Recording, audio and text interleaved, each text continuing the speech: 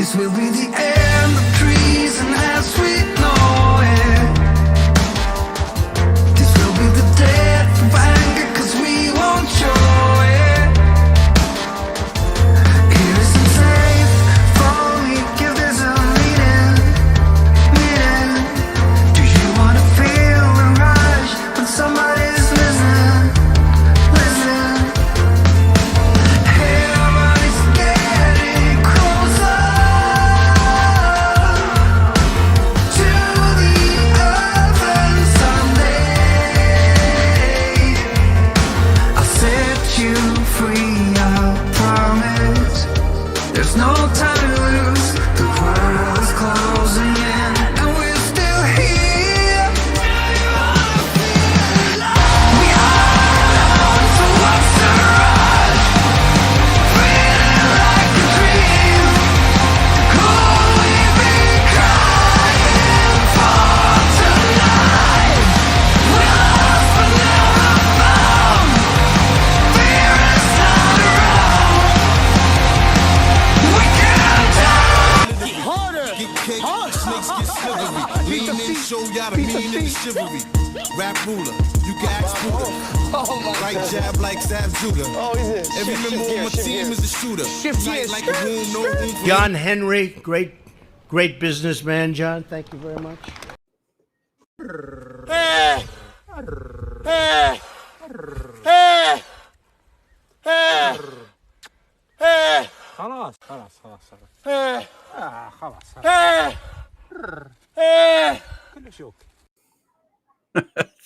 That's mental. Absolutely mental. Big up, everyone. Hope everyone's doing well. Thank you very much for joining us on another show, the Red Galactico show. Loads to talk about today. Liverpool beating Atletico Madrid 3-2. Lastminute.com, as always, from Liverpool. Last minute winner, pissing off the world. Ryan Gravenberch, is he the best midfielder in the world right now? Loads of things to chat about. James is with us yet again. James, how you doing, man? Oh, is James there? Can James hear us? James, you there, man? Yeah, I'm good. I mean, it was just stayed on the intro. Was I still on camera? Yeah. So was I just still for the start of that? Was I just doing nothing? You were very still. I think it's something to do with.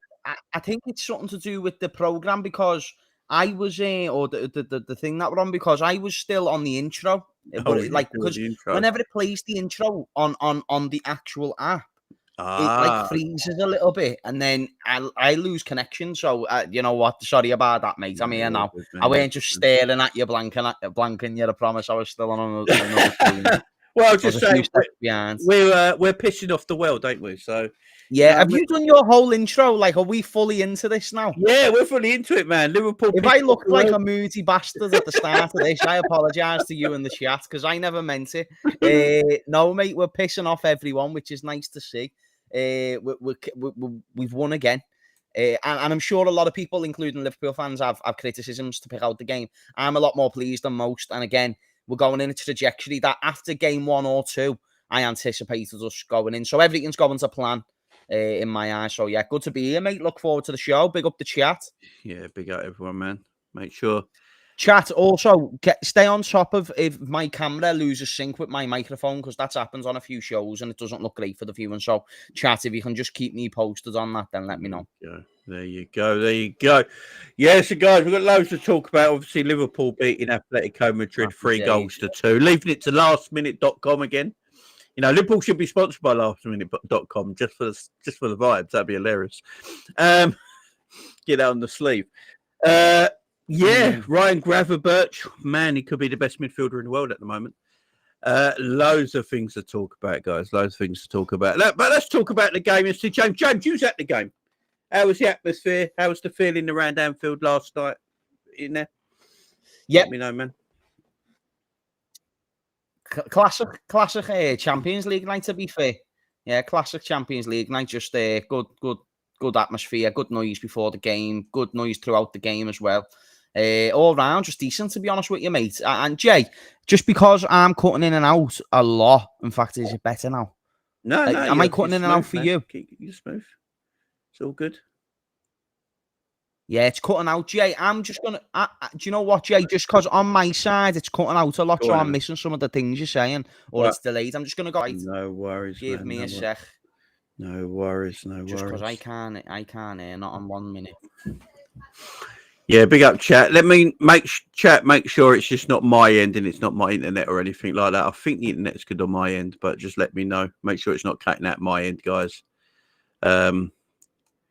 Yeah, should be all right though. Should be all right. Was Hammers out of sync? Yeah, was Hammers out of sync? Am I out of sync or am I okay? Let me know in the chat, man. Let me know in the chat, man. It should be okay. It should be okay. We'll get James back in here now. I think that's better. All better, yeah. My laptop was just not processing the platform right. Yeah. So the game.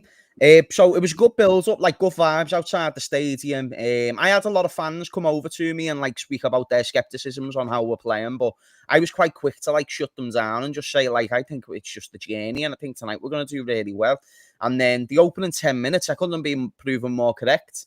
And it was almost like people are saying that we done it to ourselves.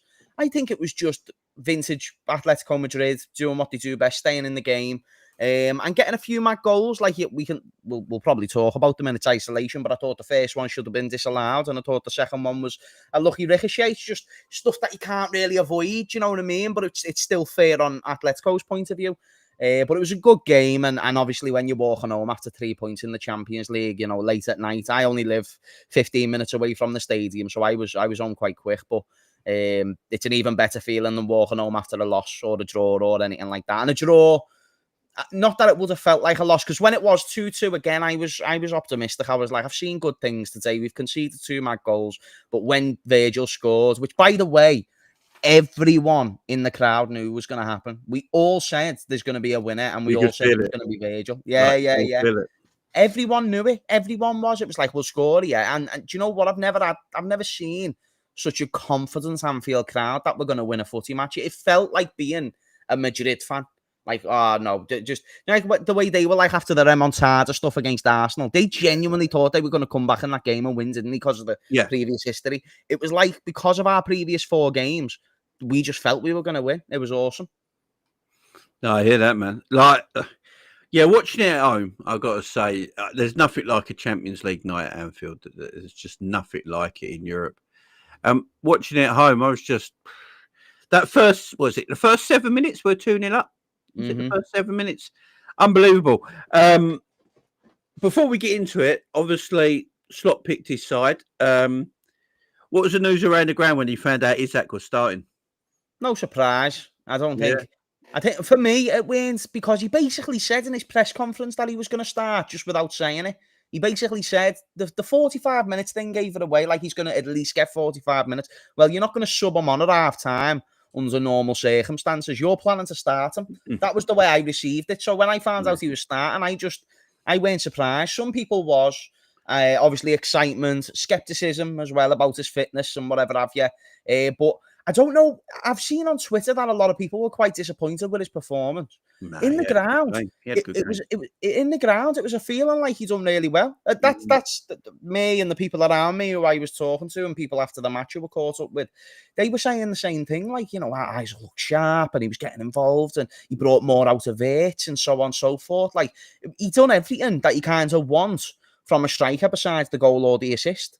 Which there was actually moments where he could have had that if Salah fed it to him, or if Wirtz at one point was able to slot it past was able to get control over that one-on-one instead of letting it off to Frimpong, because that was a great little pass from Isak. So I think numbers are their downfall, because watching that game as well, like, I thought he looked sharp.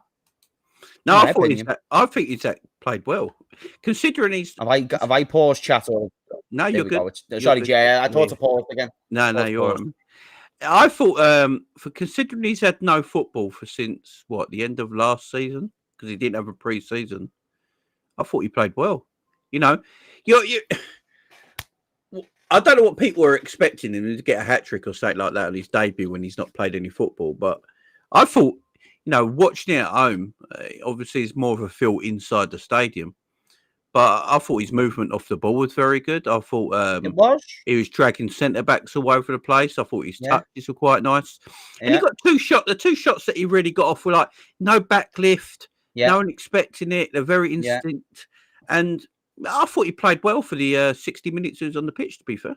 Yeah, it looked. I don't know if it just looked better in person, but you know what, though? Speaking about looking better in person, Florian Wirtz is a joy to watch in person, Jay.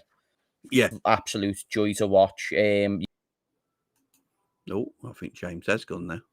You see, so to then see him in person against Atletico, it was just a different feeling. Yeah. Have I cut off? You did, but you're back now. Oh, no. We're having troubles, Jay. We don't know what to do, son.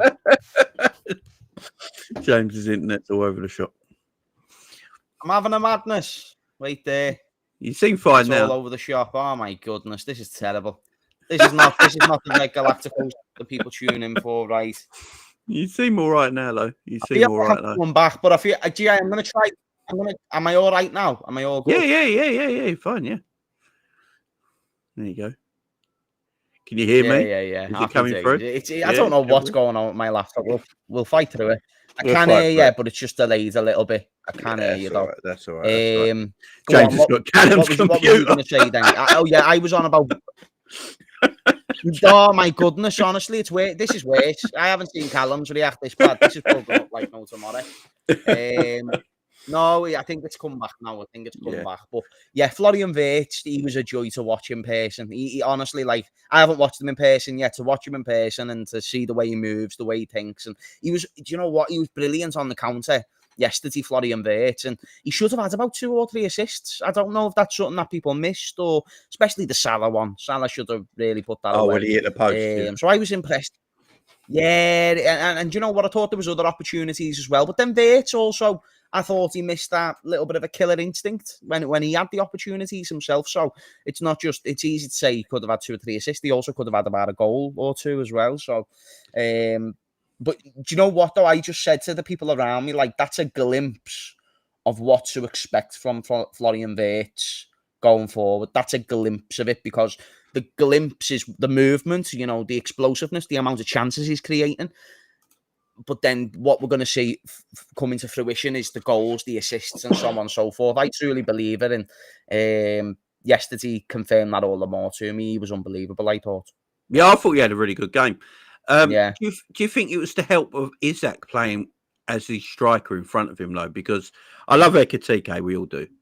But Ekitike does like to come to the ball a lot more than Isak does. Isak likes to run off the defender. For me, watching it, it looked like Isak was making more space for Wirtz to play further forward, more than when Ekitike plays there, because he drops into Wirtz's space. Yeah.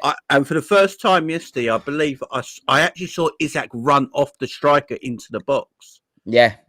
And I haven't seen that from Wirtz all season. So do you think the Isak partnership there was, you could see a sense of it happening already in the hour that they played together? Yeah, definitely. But I think that was to be expected. I think people underestimate Isak being in our team for the start of the season a bit too much, because he is that good. You will elevate, the way our attack elevated with Isak there yesterday. Forget his individual performance. On a collective, we were brilliant going forward. We were explosive. We were finding openings. And as you said before, Jay, that's what Isak brings. He brings the dragging out defenders. He brings the on-the-ball ability. And even the way he was finding Wirtz at times, that's going to add a few goals to Wirtz's catalogue, I think, over his time, over the next... So, yeah, I agree with you. I thought they were a great partnership, and I want to see more of it going forward. No, most definitely. I think you have frozen. Oh, leg now you're back. There you go. You're again. Back. No, you're back. Now you're back. You're good. Don't worry. Jay, if I freeze, you just go for it. I'm out at the moment, so you give your opinions. I think Wirtz played well. I think Wirtz played quite well. I think he got more space and time on the ball because he had a striker that's going to stretch the opposition, allowing him to play further forward. I think it helps as well with Gakpo and Szoboszlai sitting in behind him. I think Szoboszlai, with his athleticism and running, helps to find the space for Wirtz. But I do think it was Isak, man. And I love Ekitike. I think we all do. But Ekitike and Wirtz Ekitike and Isak are both completely different strikers. You know, Ekitike is a striker who likes to come towards the ball, likes to drop deep, likes to link up play and make runs off his link up play. Where Isak is a striker who likes to run off the shoulder, run into space, getting into that box as quick as he can. So I do think having Isak playing up top benefits Wirtz more than when Ekitike plays there. But look, obviously, Slot's going to have to get to a thing what he does with Florian Wirtz in the future, because there is one player yesterday. I don't know how you felt in the stadium, because I think you get a different perspective in the stadiums watching at home. But Cody Gakpo is coming for a lot of stick after yesterday's game. A lot of people did, rate his performance that highly, and he did get taken off, and Wirtz got put out to the left-hand side. What was the feeling of Cody's performance inside the stadium yesterday? Because I think sometimes you get a bit of a different perspective in the stadium. It was one of frustration, I think, collectively. It just felt like any time he got the ball, it was eventually leading to like a sigh or, just basically displeasure to the outcome of whatever he did with the ball. And I've got time for Cody. I have always said as a squad option, he's absolutely brilliant, because the thing that I like about Cody is his efficiency, is that you can be having a bad game. He's kind of got that Mo Salah thing about him. He can have a bad game, but finds a way to get a goal or an assist. And I do think you need one or two players like that in your squad. So that's why I'm happy of his participation in our team. But I do have my skepticism about him being our starting left winger every week. I think he suited it when it was him and Diaz rotating. And I know we got a lot of game time because we moved Diaz into the central positions. But I think the way when they was in those spells of rotating, I was satisfied with that, because Gakpo would still get a healthy amount of goal to the minutes ratio. Diaz was obviously still our best left winger in terms of output and in terms of sort of being electrifying and so on and so forth. I think we miss, and I think we saw this against Burnley, I think we miss someone like Luis Diaz who can just run at the defence from the left. And I think that's why I've also been such an advocate for Rio, is because he has that profile of running at defenders, being direct.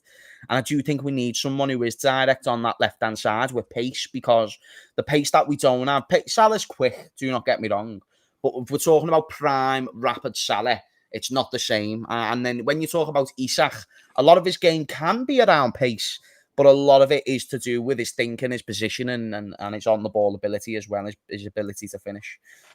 So I think we do still have a bit of a weakness there with Gakpo. But do I think he's this terrible footballer who has no place in a Liverpool shirt? Not at all. And I actually still think there's some games Gakpo suits more than a pacey winger who's direct. So, no. But no, from yesterday's perception, the crowd we're calling them to be subbed off quite early, to be honest. Fair enough. So we're a team that can play very well in transition, as we know. It's been under Klopp, it's been under Arne Slot. And I think there was times yesterday, I think Slot tactically got us correct in the way we went into transition. But when Cody got the ball, it was frustrating, because it's like he got the ball stuck under his feet a few times. Yeah, that's when he's got the space to run into. Then when it happens, obviously, you need to stop. And once you've stopped, then players are caught up and you've got to go sideways or backwards and rebuild again. And you lose that chance to get a quick breakaway goal. And, I've been a fan of Cody since he's joined Liverpool. I don't think he started the season at all well, but he's not the only one, so we can't hang him out for dry for that. But also, when I watch Cody, Cody's never been like out and out, like lightning quick, But because of his long legs, he can get away from defenders and keep himself away from defenders. But I don't know about you, James. He just seems to look like, I don't know if it's a fitness thing or anything, but he looks a bit predictable, doesn't he? Yeah, he looked a little predictable and a little bit slow, if that makes sense, yesterday. I also just think some players go through them patches, especially someone like Cody. Mo goes through them where, if he's not getting goals or assists, he might not look the greatest. A lot of Cody's average performances in the past have been covered by goals and assists, and that's not me disrespecting him.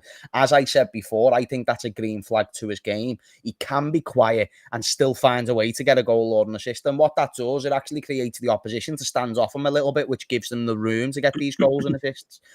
So again, I still see him as a valuable squad option, can start certain games. If you've got 3 games a week, then start him on one of them and make sure he gets involvement in all 3, off the bench or something like that. And then Cody Gakpo still finishes the season with about 40 to 50 appearances for Liverpool Football Club.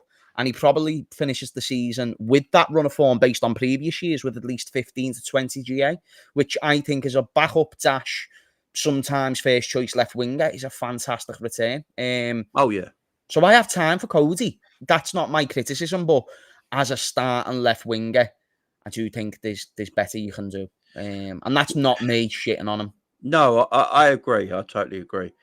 Would you be tempted to try Wirtz out there? No. I think would you look at Ekitike? So, yeah, that's my number one alternative to the left wing. That's been my solution from day one. I'll stick to it now. And the reason we spoke about it before, we spoke. Yeah, and I know that from what I understand, you're all right with Wirtz at left wing, aren't you? You want to test the theory. I wouldn't mind testing it. I think Slot gave it a go yesterday. So see how it felt. Yeah. And I don't think that worked greatly. But then Rio came on and also looked a bit quiet, so it could have been the periods of the game. It might not be much to do with. I think Wirtz is very techie. Yeah, I think I'd rather Wirtz have a free role where he can drift around, starting from the central position.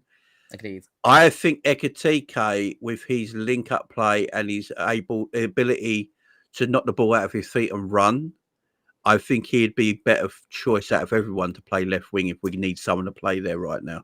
Yeah, definitely. And I think when the McAllister thing got brought on, it just made me learn that we can't ever have a team with Sobo, Grav, McAllister and Wirtz, because there's just something about that where there's just not enough balance for me.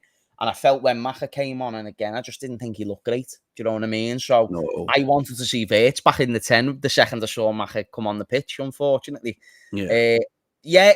But no, I do agree with there is value in ways that he brings off the left for Wirtz. For me, though, I think you've just got to see him as that 10. I think he suits being a playmaker dash shadow striker sort of player, Wirtz. I think that's that, because he has come into a very different team, which people have forgot.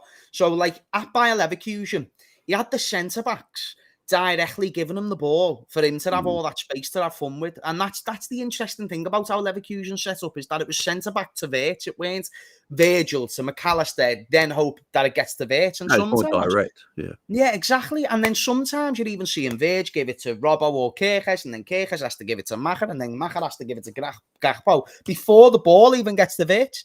So these little adjustments means that Wirtz has had to play very, very differently. I think yesterday, where we saw him more in the free role, around more world-class attackers. Because Ekitike's been great.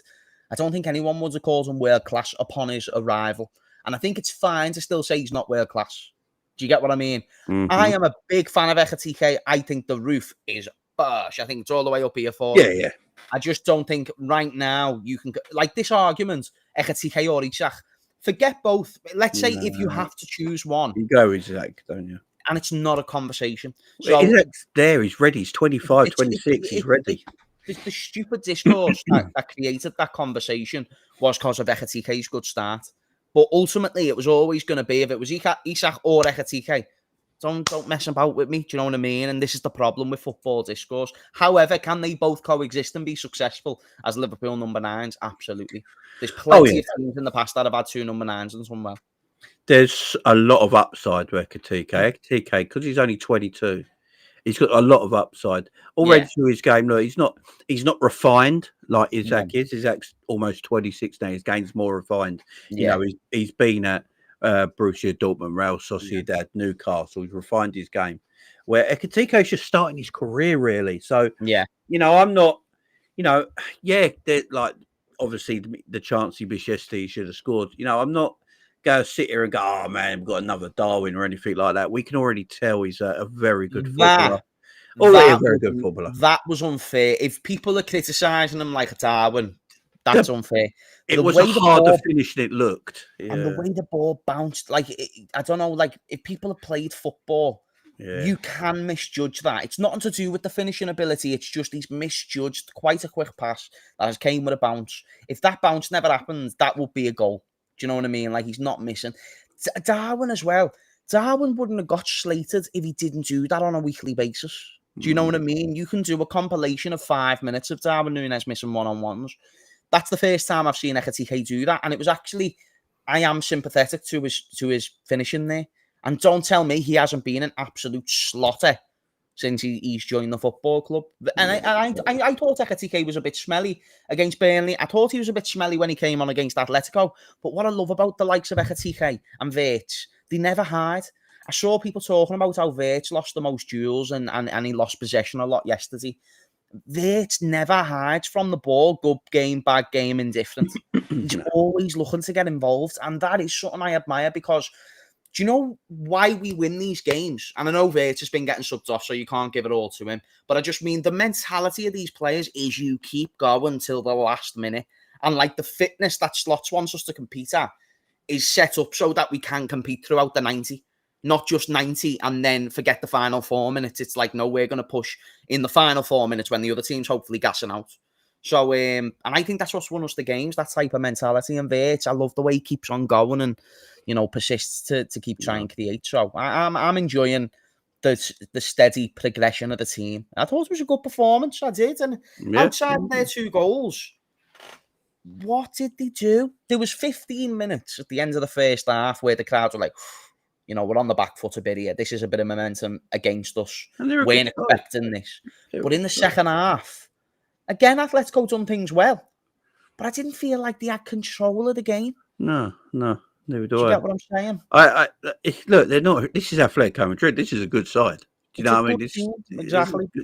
This is a good team that, you know, there was obviously a few moments where I think we just fell asleep a couple of times, and if you fall asleep against very good European opposition, they go pounce on it and take advantage. Yeah. But look, their first goal for me shouldn't have stood because Griezmann was just right in front of Alisson like this. And as far as I'm aware, there were rules, unless they've changed, that shouldn't. So I said that I do not, and everyone in the crowd was the same. We did not understand how that was not blatant.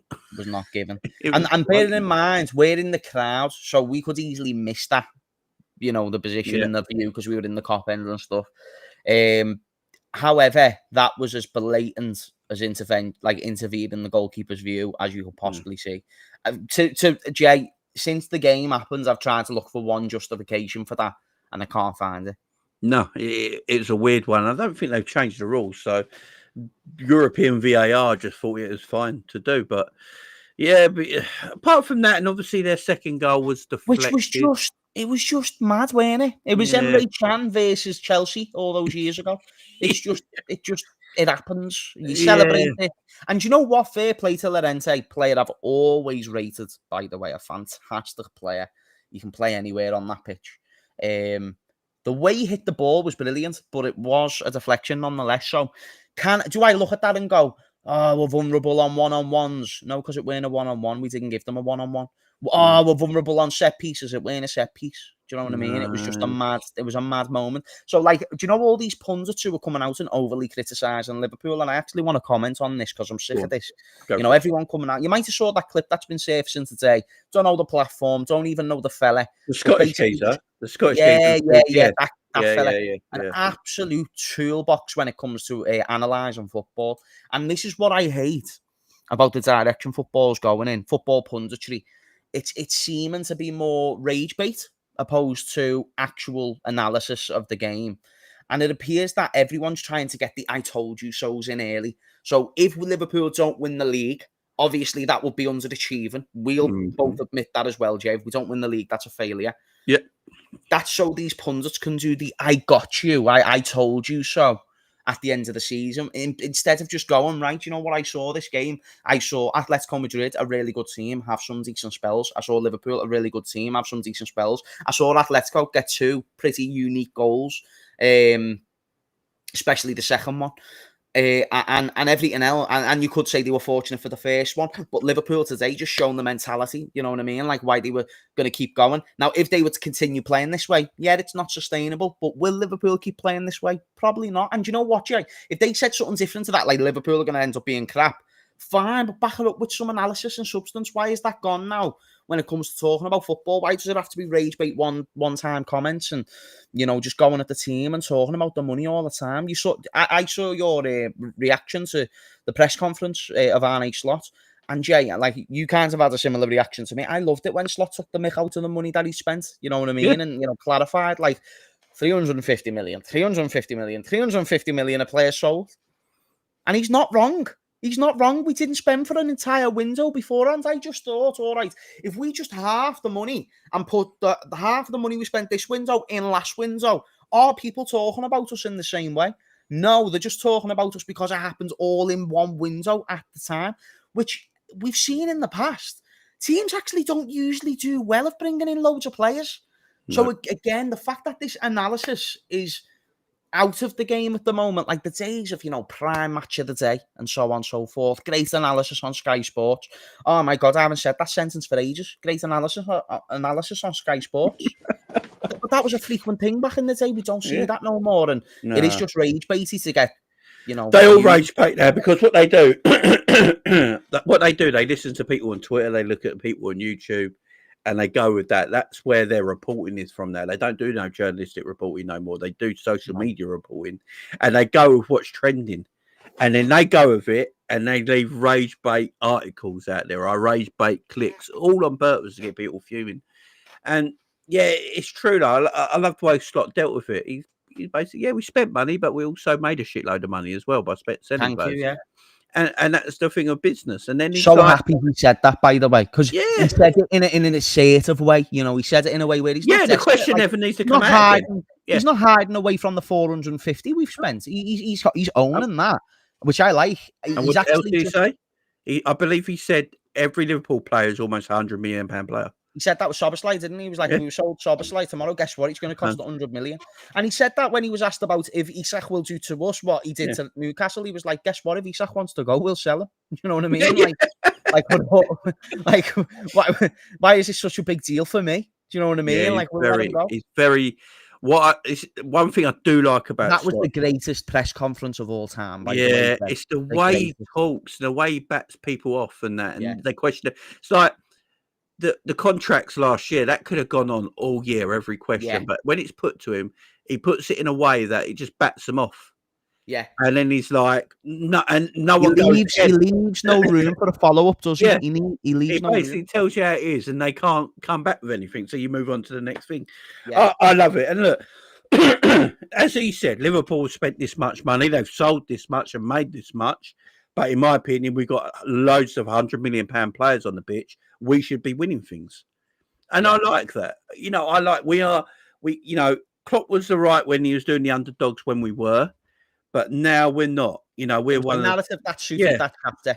And now we're one of the biggest, most elite teams in world football. You act like it and you tell it as it is. And that's what I do like about Slot, which also tells me something. Slot's not scared. A lot of managers will go, oh shit, I've spent a lot of money here. If we don't succeed, I don't want to look like an idiot. So you play it down a little bit, don't you? Slot's like, no, we should win everything. You know, we have spent this. I've got £100 million players on the pitch. Yeah. So he's not scared of failing. And do you know how much I love that from a manager? Yeah. And that means, for me, that means we're going to succeed when you got a mindset. He's like that off the back of a league title win. It would be normal. It would be normal to be all right and get your feet up and be like, yeah, one league title in 2 seasons would be great. But he's looking at it like season by season. And as you said, he's owning every bit of success that he should get this year. And I think that mentality just has seeped into the players, evidently. And that, again, when we do get that click, when we do start flowing together, it's going to be great. Also, speaking on the Diego Simeone thing, obviously more information's come out today. Now, I don't know about the personal fella, his past. I've seen some articles today coming out about that he's abused someone's carer, which is obviously bang out of order if true, so on and so forth. But it's a separate thing though, ain't it? Separate thing. He can be a dickhead. A dickhead can still be a victim of a situation. And I'm not saying he's a victim, right? I just want to clarify that because he might not be great. But in this scenario, each individual scenario has to be assessed individually, as basic as it sounds, but people need to be told nowadays. Diego Simeone's assistant staff were going at it all night. Yeah. Like, it weren't just... He came out in the press. This is why I sympathise with the fella, especially if he's not this knobhead that he's being reported to be. But if he is, then fair enough. They were going at the crowd. So when the crowds were giving it back, obviously we score. Diego Simeone's reacted terribly. Their coach spat into the crowd. Yeah, I know. It's awful. So, like, and just imagine if that was a Liverpool coach or a Liverpool fan spitting on the Atleti coaches. Oh, yeah. You wouldn't hear the end of it. And you know what, Jay? Here's one thing that I don't like is the point scoring that people use. So I've saw a tweet today, and I don't even want to give it time, but I just feel like I personally get egged to where I have to. It mentions about Semenyo's racism incident against Bournemouth, and it mentions about that last night, us abusing Diego Simeone, which is why I have a big problem. We've only heard the one side of the story. Well, the other fella did do a video, to be fair, but it's not reported on every single news article, is it? To try and point score with racism, it was a Newcastle fan who did this, and I don't think Newcastle is in any way, shape, but I think Newcastle's a very inclusive club, basically. Mm-hmm. It's an inclusive place with a variety of culture. However, if you were to use the same logic that you're doing with this one Liverpool fan who was racist to Semenyo and apply that to Newcastle, a Newcastle fan was done in 2019 for being racist towards Liverpool players. Yeah. So just all I ask for, if you want to expose racists, go for it. All right, we need less of them in the world, and we need more of them being exposed. That's fine. But then to just make it a club problem, make it a Liverpool problem, I don't like. And I wouldn't like it if they were doing that to any club. I wouldn't like a Liverpool fan doing that to a Newcastle fan about the fan who was racist to our players in 2019. By the way, that same supporter, something you can criticise Newcastle about maybe, is now eligible to go back to Newcastle games. He only got a 5-year ban, and he's now eligible to go back to games. So as we speak, that fan can attend football matches.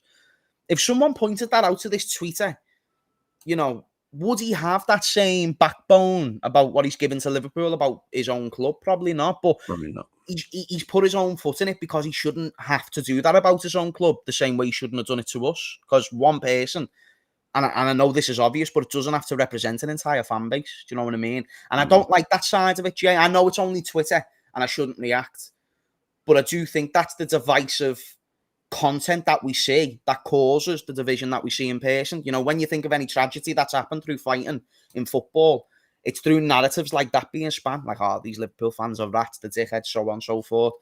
Some fan bases won't react well to that, and in future it'll cause more disruption. So I just had to comment on that, not to try and take the stream in a mad way, but no. Well said, man. Well said. And for everyone else asking, I know some people have asked in the chat. No, that wasn't James standing in the front. No, so that clip, now, it actually fooled me. I said to Jay before it started, it fooled me. But I was in the cop end, that was in the main stand, that photo. Yeah. But that would have been a great seat. I'd have loved that. It does look like you from a bit of a distance, though. That's the thing. Yeah. No, I thought the exact same thing. The head shape was too similar. I was just like, hang on, is that me? No, I was in the cop end. I did at first. I was like, wait there. I weren't in that good of a seat. I was in the splat bang middle of the cop end. What you need to do is find that guy when you go again and just point at each other and do Spider-Man meme. That's what you need to do. You want to switch seats?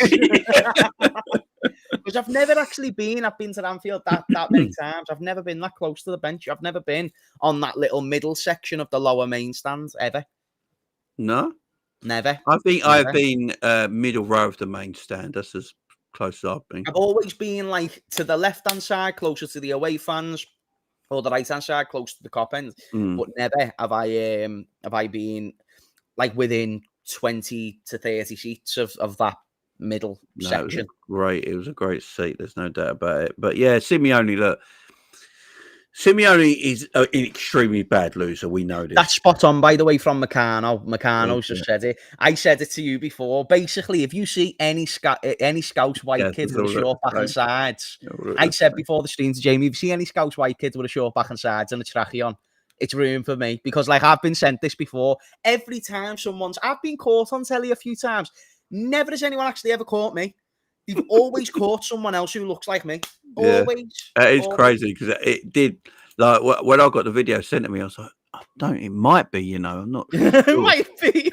I'm not sure. Because he's just standing there as well. The geezer's just standing there and he's sort of eyeing what's going on, but he's going like this as well. Like, whoever that guy is, big up to you, man. Yeah, big up. Some other performances I want to talk about from this game yesterday, because I actually think this is a very good performance by Liverpool yesterday. Yeah. Liverpool should have, by the way, I know there's a lot of people saying, another last-minute winner, luck again, all that. Liverpool should have scored 6 goals yesterday. Yeah, we should have been 4 up before they even scored. We battered them. I've got to talk. Right, I'm going to talk about Gravenberch in a minute because my love for Gravenberch, man. But Dominik Szoboszlai again. Yep. Man, he took the signing of Wirtz seriously, didn't he? Yeah. And he took it personally, and I love that. I love that because he's obviously put the work in pre-season, and he has been tremendous this season. Like, plays right back, not a problem. Yeah. Now he's playing in the double pivot alongside Gravenberch, where for me, I know we all love McAllister, every single one of us do, but right now it's very difficult for me to take Szoboszlai and Gravenberch out of them 2 positions. You can't. But Szoboszlai again yesterday. Look, his passing is not always the crispest and not always the best. I get that, and he's got to work on that part of his game a little bit more. But my God, we ain't got another midfielder who can be in the attacking box and the defending box in seconds. His defensive work was unbelievable. His ground work is just first class. And then he's always the first. You know, have you noticed? I noticed yesterday, he's the one who receives the ball and counter-attacks. Yep. And drives the counter-attack. Yeah. Talk me about Szoboszlai, man, because I thought he was first class again yesterday. Same again in person, just watching him was unbelievable. It was genuinely like, I don't even know who you could compare him to. I made a joke yesterday saying it's like having Valverde, Kante and KDB wrapped up all in one.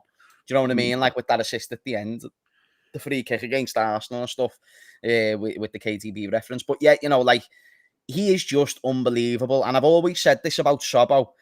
He's not as talented in certain departments as McAllister and Grav. No. But he's got something.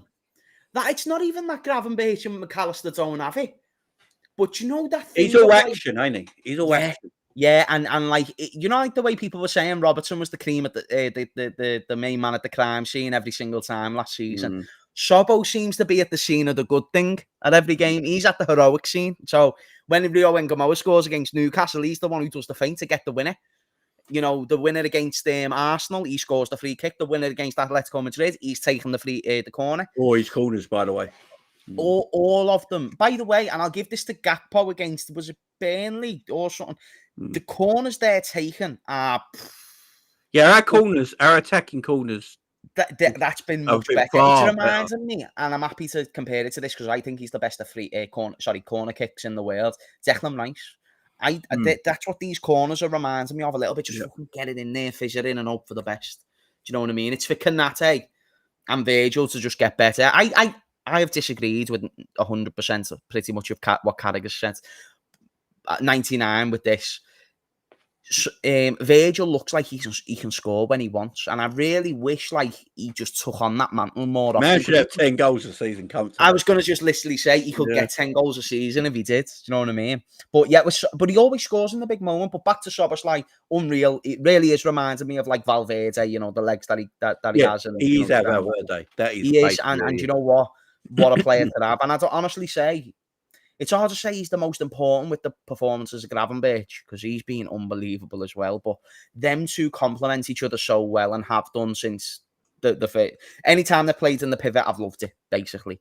And anytime McAllister's came in, I haven't loved it as much. So no, I think they complement each other a little bit better. Brilliantly. And how do you drop Sobo, really? Like, the conversation should be McAllister or Wirtz, and I'm putting Wirtz above McAllister. Yeah, you literally can't drop Szoboszlai right now. No. Why would you? That's just a madness. And Gravenberch is like a non-starter. Oh, well, let's talk about Grav. This man.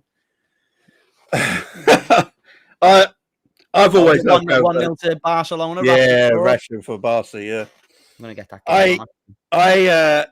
I've loved Gravenberch since he came to Liverpool. I've had arguments with people in my own chat about Gravenberch being Liverpool's defensive midfielder, and how he's the sort of defensive midfielder that Arne Slot wants. He doesn't want this combative midfielder. But also, if you actually look at Gravenberch's stats as a DM, he's always in the first of those interceptions, duels won. He's doing everything he should do as a DM, but then he's doing so much more as a footballer for the team as well. And his ball carrying is just at another level at the moment for our football club. And it's not just the ball carrying, it's the turn, the Gravenberch turn now that we all know to say. Like, he's going to do it, but it's something about you. You can't stop it. And he does it both ways, left and right. And he's dictating the play now in midfield as well. He's getting into attacking areas of the pitch. He feels comfortable on the ball.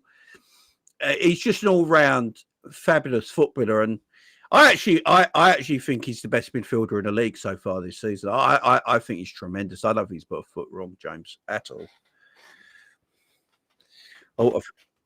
You go. No, he hasn't, and you're right there, Jay. I'm a back. Yeah, you're fine. Yeah, you're good, man. You're good. Oh no, good. Yeah, So, yeah, Gravenberch. I think that's what everyone. That was where my issue was going into the season. Was why was everyone so desperate for a Morton, or why was people revising on the Zubomendi talk? Do you know what I mean? Because we have Gravenberch, and that's what I thought. Even the same with Konate. Like, I thought, this is a league-winning centre back that you're writing off. I know he's got his talks with Madrid, but for the foreseeable, he is going to be more than suited to win this league again if we do it. This is why I thought Salah. Though, again, like, I remember we spoke about the tweet that kid made and Salah responding to it. But Salah had a point, like, don't disrespect league winners. Like, Diaz got disrespected. Do you know what I mean? And he's a league-winning winger. Like, people don't realise. Bayern Munich, though we had their hand pulled in that deal, they still got themselves a league-winning player. Do you know what I mean? Like, a really good one at that. And I think that our fans are too quick to write off these players and Slot's vision with them. I think they're doing it right now with Wirtz. I think if Isak doesn't score in the derby, people will start doing it with Isak and start saying Ekitike should be playing and so on and so forth. I think with someone like Arne Slot, you've just got to let him cook. Do you know what I mean? Like, let him cook, let him do his thing. This is why Feyenoord fans love him to pieces, because even if he weren't winning the league, he was always competing. He was always getting them on the front foot and being competitive. That's why they love him. And I think that's what he brings to us as well. But Gravenberch in his isolation is just what he does. It's like when Chris Jericho used to say, I'm the best in the world at what I do. Yeah. Do you know what I mean? I'm the best in the world at what I do, and there's nothing you can do to stop me. No. He's up there. He might not be the best all round, but he's the best in those things, like you said, on the turn, gliding the ball forward, and even his defensive work is just top notch. So, agree with you, Jay. I think he's unreal. Yeah, he's like him and Szoboszlai right now, I believe, are probably undroppable for Arne Slot right now. And obviously, Slot loves McAllister. We know he does. Yeah. But at this moment in time, I think you just got to leave McAllister. You just got to leave McAllister be. You just got to let him slowly get back. McAllister's obviously had an injury in the pre-season. I believe he had a bit of a hernia issue in pre-season. Didn't get a lot of pre-season. Carrying a few knocks here and there. He's quite he almost got his ankle broke against Burnley as well. So that's another thing we got to remember. He's not got his fitness and he's not got his form right now as Alexis McAllister. But look, he's got to be a part of this team going forward. There's no doubt about it. And now with the way Szoboszlai is can play in double pivot areas, I think we've got more chance of resting Gravenberch as we go through the season as well. Definitely rest him a lot more. Let's get James back in there now. There we go. All good. There he is. Can you hear us, James? James's internet is it's still fuzzing a little bit. But we'll go through it. Give it a second. It's a good problem to have this amount of quality in the squad. Yeah, it certainly is, man. And look, McAllister will be fine, guys. He's played a lot of football in a lot of years, and as I said, the man almost broke his ankle last week against Burnley as well. So, it's going to take a little bit of time, but he will come back, and McAllister will be the player we know McAllister is. But I think now Slot knows Szoboszlai can play in this deeper role. You got a chance to rest Gravenberch later in the season and stuff like that, and keep Gravenberch a little bit fresher. You got Curtis Jones there. I know he's not everyone's favourite footballer. He's not everyone's cup of tea, but I think Curtis Jones has an important role playing this midfield as well when he's fit as well in that double pivot area as well. So, yeah, I think we've got more options than we probably did last season in that midfield area now. And yeah, although there might be similar players, same players, Szoboszlai, because he was playing further forward last season. With Wirtz here now, it allows Szoboszlai to drop deep a little bit. And I actually think he's a better player. I like it when he's dropping deep and getting the ball and starting the counter attacks and, you know, having time on the ball where he can ping balls left and right. So I'm all for Szoboszlai and Gravenberch keeping this up so far. And we let McAllister come back when McAllister comes back, man. I don't think we need to rush players. We got the squad there, James, ain't we? We don't need these players to rush him back in. I think James, there we go. Yeah. Can McAllister come rotation? Yeah, I mean, everyone should look. No one should be guaranteed. That's the thing. You know, we should have so many good players that no one's guaranteed their spot. And you know, if you look at our midfield quartet at the moment, you could argue that's the case. You know, they're all great players, and you know, no one's guaranteed that spot right now. There's another player I want to talk about, though. Oh, go on. And do you know what? Yeah. Fact as well, Jay. Sorry, Jay. Just before we do continue, I just wanted to say as well, like we've got the position of when Szoboszlai has a bad game. Guess what? People are going to say when Gravenberch drops off at some point throughout the season, which probably will happen. Like he probably will have 4 or 5 games where he drops off, but that's where McAllister and Szobo steps up, and then people might say, "Oh, they're the best pivot that we can use." For me, it's just let the season go through its motions, and as you said, use the rotation when you've got it. We've complained so long for not having adequate backups. Well, now we've got them. Let's use them. No, damn right, man. Damn right. We got that back up now. I want to talk about another player before we move on. Robbo again, starting left back again in the Champions League game. I think Robbo's taking the Kirkes stuff seriously, and he's like, "This is still my left back position." And I love Kirkes, don't get me wrong, man. Rashford again, 2-0 Barcelona, bloody hell. I like Kirkes. No, I think right. Kirkes has got a bright future. There's no doubt about that. But he's a young guy. But at this moment in time, Robbo's the better left back, and the more experienced left back, the more professional left back. And even for Everton this weekend, I sort of worry about playing Kirkes against Everton because of his aggression. I think Everton will pick on him. I'd go Robbo against Everton. At this moment in time, I think Robbo keeps his left back spot, James. I don't know how you feel about it, but I think he keeps his left back spot right now. Well, me and you was always of the notion that it is to lose, isn't it? Like it should have been Kirkes comes in to earn that spot. That was mine and your point of view from what I recall, and mine hasn't changed. You know, I'm fully on the same page with you still. Robertson's the first choice left back, and that is okay. Him being first choice left back does not make Kirkes bad. I thought Robertson had a below par year last year. No doubt he was poor in a lot of games. However, I didn't think it was like the finished Robertson everyone was called for. Guess what? Players do have bad seasons. In some cases, like Fabinho, that was just Fabinho being done. Do you know what I mean? Like he was finished with all due respect to Fabinho. Yeah, he could run it all. However, yeah, exactly. But where is Robertson? His thing wasn't the energy. His thing was more. It was weird. It was just like little moments being a bit short to the crime at the scene, if you will. And I think that was always something that went on against Robertson. And I also think it got over amplified as well. But the way he performed against Atletico again, it's just he's a league winning left back for a reason, a 2-time league winning left back for a reason.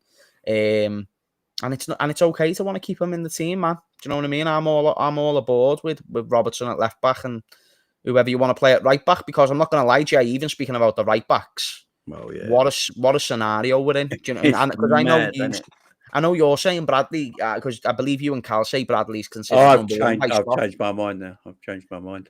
the Frimpong yesterday, defensively, and this is something people miss. He's so good like it's a myth that he can't defend, man. And forget whether he's good defensively or not. The difference between him and Trent, he's willing to, and recovery pace, and the willingness to actually defend.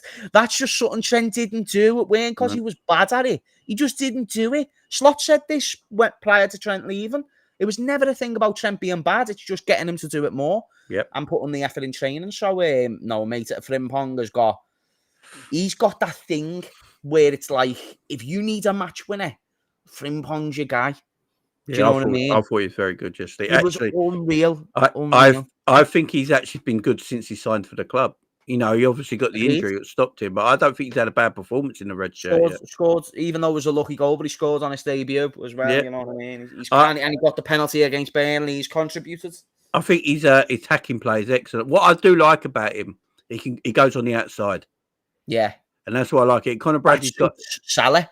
Yeah, and Conor Bradley's got the tendency of going on the inside. Yeah, exactly. Because Conor Bradley likes to go on the inside a lot. I don't know if that's instruction or just the way he likes to play. But yeah, Frimpong can go on the outside and go on the inside. And you can tell Mo likes it because I saw it a few times yesterday, especially in that first half. When Mo got the ball, Frimpong went like 100 miles an hour to go and make an outside run for Mo. So Mo knew if he needed it, he's got Frimpong there to play outside to. But it took a centre back away, so Mo got space to run into. I think that's why Mo looked good yesterday. Yeah. And just to say to Badro as well, Badro, I'm not disrespecting Bradley, neither is Jamie. We're just saying that with Frimpong, his versatility to the game is what we're talking about right now. We're talking about a great right back in Conor Bradley against a great right back in Frimpong. There's going to be debate. Yeah, we're very lucky. And if they both get 40 games this season, we're winning a lot of games. Like whether it's rotation or whoever starts more, I don't care. Try and get them both satisfied with the game time that's on offer to them, please. If we can get the end of this season and have a Gakpo Diaz scenario, but with them two, without having to rotate one of them and so on and so forth, because there will be games where Bradley suits it more, he will, but for injuries and so on and so forth, the appearances will come for Bradley. But for Frimpong, here's my thing on Frimpong. He came into the club a 2-time treble winner. He won the treble in Scotland and he won the treble in Germany, right? Yeah, mad, isn't it? Right. And he was if you're going to lose Trent, okay, we never replaced him stylistically with Frimpong, but Trent was a right back that could get you 15 GA on his best seasons. Frimpong is that right back. He can get you 15 GA if he was to play consistently. Do you know what I'm saying? He's done that before for his GA for Leverkusen was insane. And then now that we're seeing the defensive side of the game, I look at Frimpong. There's one word I've always had to describe him. That word will never change. A weapon. He's like a Swiss Army knife. He just comes out of nowhere. And I love that about him. Even when he came on against Burnley, that impact. Atletico, we looked our best attacking-wise this season with him on the pitch. So that's something that I think people need to remember. And even against Crystal Palace, he was solid. And he will bring the best out of Salah for me this season because he'll give him a lot more space for one and a completely different threat on that right-hand side. So you've got a headache. It's a good one to have. Hey, we've got two good right backs, man. It's as simple as that. And then you got a third emergency one in Szoboszlai. So, do you know what I mean? we're all right there, if you ask me. Yeah, stacked. I think you got different weapons. They do different things as right backs. You know. Yeah. They do different things as right backs. They got a different skill set as right backs, but they're both good at their skill set. I didn't think Bradley had the greatest performance when he came on yesterday. No. You know, he gave away the ball a little bit, looked a bit slow, but he's came back from injury like Frimpong is as well. And there's been times this season where Bradley's came on and I thought, you've looked yeah, he's still a young guy. I think we forget. I think we all forget that. Like when Bradley came on against Arsenal, solid as you like. Do you know what I mean? Like, can't go. They're not seasoned pros though. They're still young. Do you know what I mean? Bradley is still so young, and I think this is also something people forget when it comes to him versus Frimpong. Frimpong is so far more experienced than Bradley. It's untrue. Yeah, Frimpong's had more game time at a high level of football. And he's won. People forget Frimpong. Frimpong has been born to win. I don't know what it is about that kid, but he wins everywhere he goes, and you can't overlook that. Do you know what I mean? No, you can't. It's, winning is the greatest thing you can have as a footballer, man. It's as simple. He was at the time, the best academy in the world at Man City, won everything with them. Went to Celtic, won everything with them. Went to Leverkusen, done the same. Yeah. And now he's about to do it at the Mighty Reds. If we could have done it, should have been a Liverpool Academy player, as the story goes, but we just couldn't get it done. And that adds to the story. He nearly was our player. He would have chose us if his parents could drive. Yeah, his dad's a Liverpool fan, isn't he? So, and his dad's a Liverpool fan. He might as well be a Liverpool fan. I said he was the best alternative to Trent we could have got. Homegrown, loves the club. Even if he didn't grow up as like a Scouser supporting the club, his dad supported the club, so it's as close as you're gonna get. Do you know what I mean? Exactly. And even the fact, like, he was speaking to his brother, like, remember when we used to sit down and watch LFC TV? I can relate to that. I used to sit down and watch LFC TV growing up. That was my thing. Do you know what I mean? You know, like, that's what I love. Have you ever watched LFC TV on a match day when it's just a commentary and they look at the stand? Yeah. I used to have to do that when we never had Sky Sports. Yeah, I used to love that. When you just put Liverpool TV on, you're in the commentary. The commentators have always been elite. Great commentary, man. Great commentary. No, man. Frimpong for 30 million quid. I think that's just a great bit of business. Excellent business. Business. And it's 10 million a year as well. And because the Trek went for 10 million when the first year was free. So there you go. Business sorted. Look, the performances were excellent yesterday. I just want to quickly finish on Virgil van Dijk. And big up Konate as well. I've been thinking about Konate the last couple of games. If he keeps playing like that, he's going to be the world-class centre-back. I hope he could be. So, no doubt about that. But I just want to land on Virgil, man. I just want to land. He's apparently 34 years of age. I don't know if this is true or not. The man plays like he's 28. man plays like he's 28 years of age. He don't put a foot wrong. You can't beat him in the air. You can't beat him in a foot race. Yeah. You know, I lose words for him, James. I really do. This guy is just... He's just different, and he's a captain. I know there was a lot of people, including myself, who was a bit worried about him taking the captaincy. He's like, is he going to be the leader like Endo was? Is he going to be that kind of? My God, he is. He is. So do you know when Henderson was the captain? And I'm not disrespecting Henderson as a captain at all. By the way, I thought he was fantastic. I thought Virgil was like. How do you not be in a dressing room with that man armbands on and just not look at him like a leader? Just look at him. He's got the aura of the guy as well. I feel so reassured whenever he's on the pitch in an interview. I just feel he is security, is the way I'll put it. And to be 34, still doing what he's doing, it's regurgitation at this point, but he is the best centre-back that I think the Prem's seen. I mean, to do it this long and to do it at this level is unreal. And to do it after a serious injury, you know, and ever since that injury, not be touch wood, you know, not be injured again. Do you know what I mean? Like that man was always reliable. Touch everything. Yeah, touch everything. Not everything. No, everything. Balls, yeah. But like that's the thing, though. Like he is just Mr. Captain, Mr. Reliable, Superman, everything in between. Ever since he became captain. He honestly, and people are going to call me mad for this because he might not do it at the frequency. But he's got that Gerrard thing about him, doesn't he?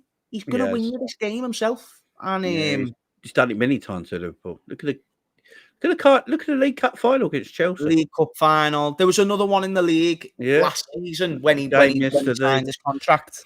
And obviously, he's not, going to get as many winners as Stevie is because Stevie was a midfielder and more advanced in the play. But Aston Villa last year. Do you know when he scored the winner? Let's say, like, kiss the badge. Yeah, I think it was. By the way, that header was quality as well. Yeah. The goal was quality. Yeah. I run out of.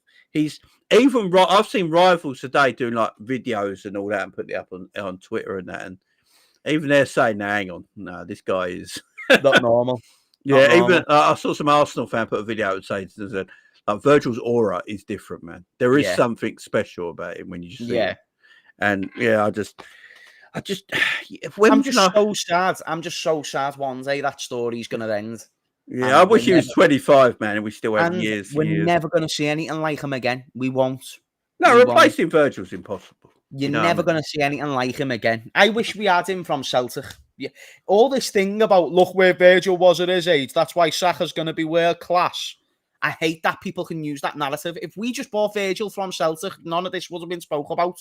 Yeah, do you know what I mean? The thing is, Virgil's been class everywhere. It's just not recognised. Unbelievable. Like, if you talk to Celtic fans, they'll tell you how good he was at Celtic. Yeah. It was like a level above. When he was at Southampton, he was quality. It was the best defender in the league at Southampton. He just didn't get the recognition of it. No. It was immense. And then at He Liverpool, got into the European team of the season, being a Southampton player. He's an awesome footballer, man. Like people go on about, as you said, about the age thing, like how good was he when so-and-so age. Like, you could throw it up now. You know, all the defenders that Virgil's like talk about, the Sol Campbells and all that, Rio Ferdinands and all that. Rio Ferdinand's at QPR at 34. Sol Campbell was at Portsmouth, I think, or something like that. You know, Virgil van Dijk's at Liverpool defending a Premier League title and going for Champions Leagues at the highest level still. I just think he's just a unicorn, as they say, of a centre back, and you know, and yeah, we're just blessed, man. We're blessed. It's as simple as that. And then you got Alisson at the back as well. We've never been as lucky as we are as Liverpool fan this generation. I'm telling you, with the quality we got, man. And as Sean says there, you do always move on. I think Gerrard was a bit different because you could see he was getting older. He started to be that DM more, didn't he? And my point is, Sean, is that like maybe you're right. Maybe when Gerrard was in his pomp, I'd have thought the same way, and you know, I'd have thought, oh, this is going to be horrible when it ends. But the club is in such a position where I agree. I think we're going to be fine. It's not the point. I'm just saying. I still miss Stevie now. I ain't gonna lie. Yeah, well, we've never had Stevie since Stevie. So it actually remains true what I've just said. Saying that I'm never going to have a Virgil is fine because it happens with Stevie. But as you said, Stevie, you moved on. Could you imagine a prime Stevie in Klopp's team next to Fabinho?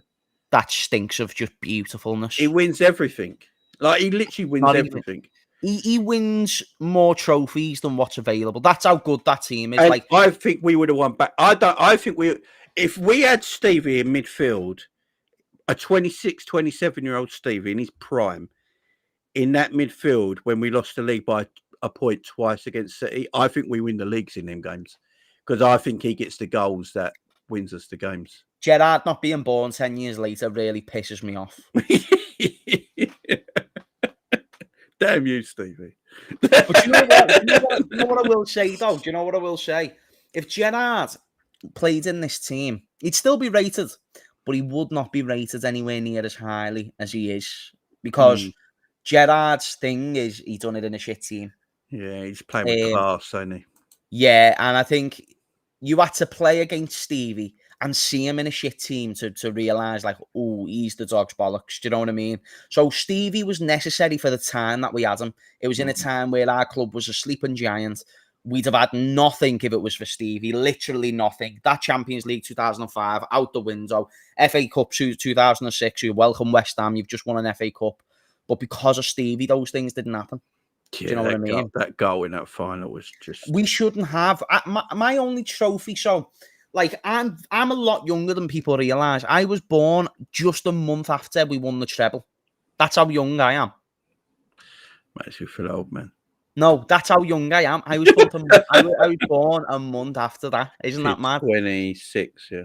Yeah. So, like, I was born a month after that. And then our next trophy was the Champions League, the FA Cup. I was this close away from being a 16, 17-year-old only seeing Liverpool a League Cup. I was a Steven Gerrard away from being a 17-year-old Liverpool fan, 18-year-old Liverpool fan, and only seeing us lift a League Cup on penalties against Cardiff City. Oh, that was a horrible game. That was a horrible game. And even that, you could argue Stevie carried us in that one. Yeah. Stevie and Fowler, wasn't it? Yeah. I remember that game. It was a horrible... Yeah, Stevie's just different, man. Just different. Madness. Yeah, yeah. I mean, when I started supporting Liverpool, John Barnes was my hero. Like 88, 89. Yeah. That was my... Yeah, I just watched John Barnes, man. I watched this player, like, with the shortest of shorts, man. Just running at people and gliding. I used to sit there and go to my dad, who's that? Like, because he's gliding. It's like his feet ain't touching the ground. He's just going around people, like a move of the hip, a little dummy here. And I was just like, this guy is unbelievable. Yeah. And my dad's like, that's the best player in the world, son. Just keep your eyes on him. I was like, easy, Dad, all right. Yeah, I absolutely loved him, man. He was my hero. And then obviously getting older, Stevie gets in the team. And then now Virgil, man. And I just think we're lucky, we're blessed, and I love it, man. Absolutely love it. Yeah, it's a good place to be. Talking about being blessed. So, Liverpool win again in injury time, last minute, whatever you want to call it. 5 wins out of 5. Done it all season. Yeah. Rivals are pissed off. How do they keep doing it, Shane? How do we keep doing it? It's not sustainable. It's not sustainable. Do people forget that Cities did this? The Uniteds did this. Leverkusen went undefeated doing this. Leverkusen did it. You know, Man City's famous Premier League win, the Aguero in the 93rd minute, did this. You know, these things happen. But look, we all admit we ain't playing well. But I think I heard Paul Merson the other day saying, Liverpool should be mid-table. And I think Carragher fought back on him and said, no. It's not luck. What happens in football, you make your own luck if there is any luck, because it's not like Liverpool give up after a game. They don't stop. They attack till that final whistle goes. And if you do that, you make your own luck, don't you? That's how it works. You know, it's not like Alisson's just kicking a ball up and it's hitting someone's arm from a goal kick or something like that, and you get a penalty. Liverpool are attacking, they're playing, they're putting pieces together, they're not stopping, they keep on the front foot. Now, I don't think it's sustainable, obviously, to keep winning games in every last minute. But at this moment in time, James, I'm not bothered. I don't know about you. I'm not bothered because at this moment in time, we're getting points on the board. It's 4 wins out of 4. Champions League win the kick-off of the season against Atletico Madrid. And all it's going to do is give the boys confidence, because they're going to start feeling, you know what? We ain't playing well. We know we're not playing well. We're not quite clicking yet, but it's coming. Yeah. Every game we've played is coming. Little pieces here and there, pieces here and there. And, you know, it's not sustainable, but give me the points, James. It's as simple as that. And is it likely going to be sustained? Is it likely going to be sustained? No. Like, we're probably not going to play like that week in, week out. And if we need to play like that, we've shown we can.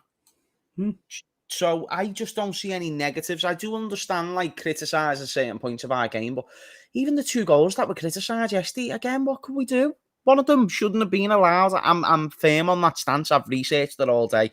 I found nothing that says that goal is anything other than disallowed worthy.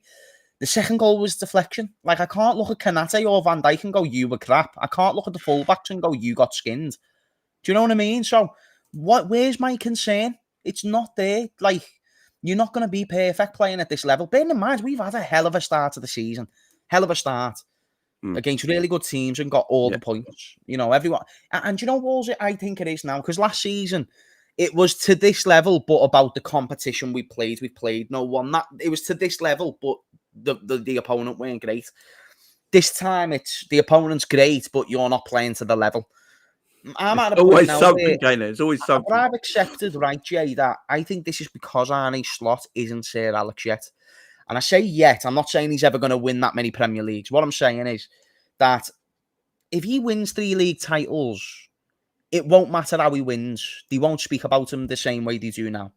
Like, if this is Arne Slot doing what he's doing now with 3 league titles and a Champions League, let's say in 4 seasons, they're all just saying, Liverpool just doing what they do best.